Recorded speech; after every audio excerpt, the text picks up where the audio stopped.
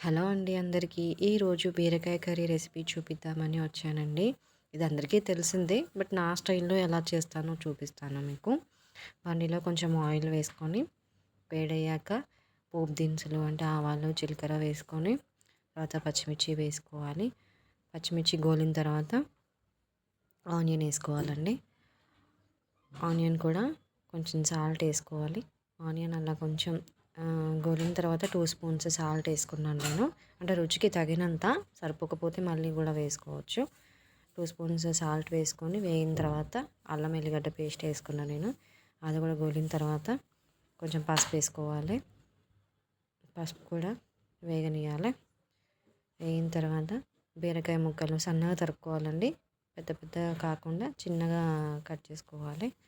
అవి కూడా వేసుకొని మంచిగా కలుపుకోవాలి. పోపు అంతా దానికి పట్టేటట్టు మంచిగా కలుపుకున్న తర్వాత మూత పెట్టుకొని ఒక 5 నిమిషాలు వదిలేయాలండి. అట్లా అంటే వేడికి మంచిగా బీరకాయలో ఉన్న నీరంతా బయటకు వస్తుంది.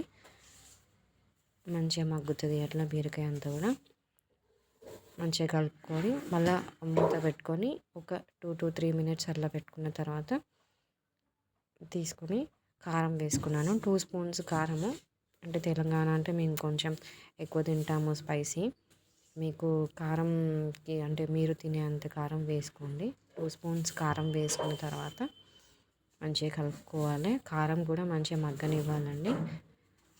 మూత పెట్టుకొని ఆ తర్వాత కొంచెం వాటర్ లైట్గా వాటర్ వేసుకున్నా, ఎందుకంటే బీరకాయ అనేది మెత్తపడడానికి, అంటే కొంచెం వక్కలు ఉండకుండా మంచిగా ఉడకడానికి అని చెప్పి కొన్ని వాటర్ వేసుకున్నాను. అది కూడా మంచిగా ఉడికిన తర్వాత లాస్ట్లో కొత్తిమీర చల్లుకోవాలి.